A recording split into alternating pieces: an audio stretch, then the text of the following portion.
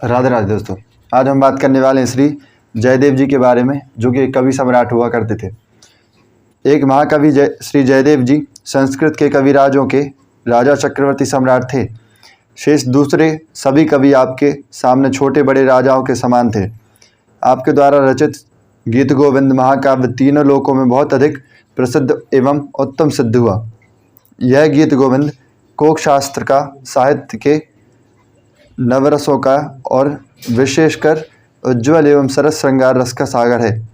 इसकी अष्टपदियों का जो कोई नित्य अध्ययन एवं गायन करे, उसकी बुद्धि पवित्र एवं प्रखर होने प्रतिदिन बढ़ती रहेगी। जहाँ अष्टपदियों का प्रेम पूर्वक गान होता है, वहाँ उन्हें सुनने के लिए भगवान श्री राधारमण जी अवश्य आते हैं और सुनकर प्रसन्न होते हैं। श्री पद्मावती जी के पति श्री जयदेव जी सनातन रूपी कमल वन को आनंदित करने वाले सूर्य के समान इस पृथ्वी पर अवतरित हुए। जयदेव जी श्री जगन्नाथ जी के स्वरूप। कवि सम्राट श्री जयदेव जी बंगाल प्रांत के भूमि जिले के अंतर्गत किंदबुल्ब नामक ग्राम में उत्पन्न हुए थे। उनका वैराग्य ऐसा प्रखर था कि एक वृक्ष के नीचे एक ही दिन निवास करते थे, दूसरे दिन दूसरे वृक्ष के नीचे आसक्ति रहित रहते थे।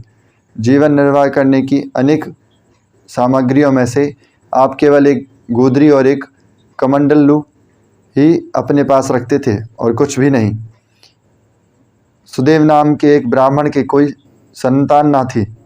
उसने श्री जगन्नाथ जी से प्रार्थना की कि यदि मेरे संतान होगी तो पहली संतान आपको अर्पण कर दूंगा। कुछ समय के बाद उनके एक कन्या हुई।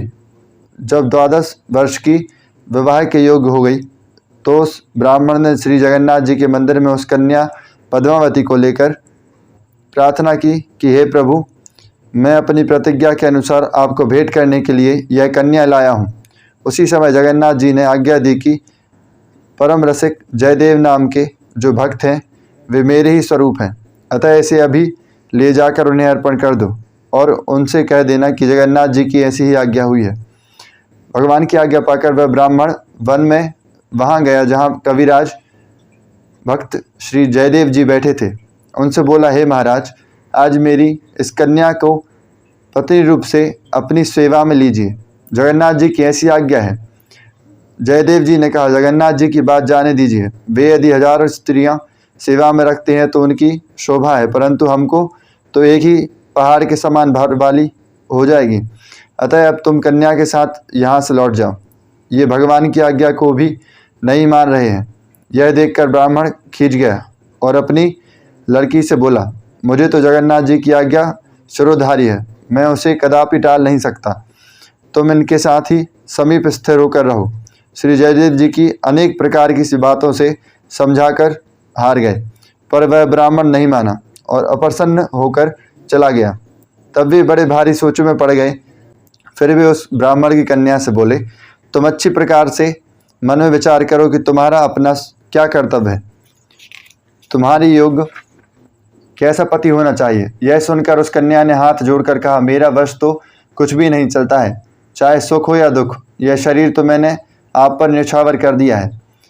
श्री पद्मावती जी का भावपूर्ण निश्चय सुनकर श्री जयदेव जी ने निर्वाह के लिए झोपड़ियाँ बनाकर छाया कर ली। अब छाया हो गई तो उनमें भगवान श्याम सुंदर की एक मूर्ति सेवा करने के लिए पधरा ली।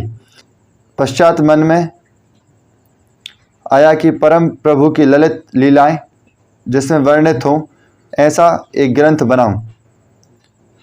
उनके एक निश्चय के अनुसार अति रससरिस श्री गीत गोविंद महाकाव्य प्रकट हुआ।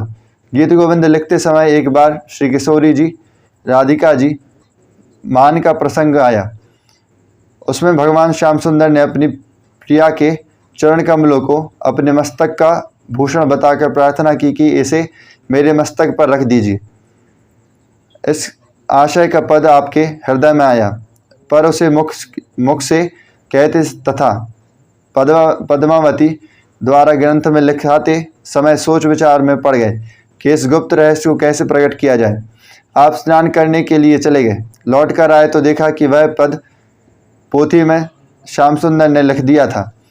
इससे जयदेव जी अति प्रसन्न हुए और संकोच त्याग कर माधुर्य रस की लीलाएं गान करने लगे।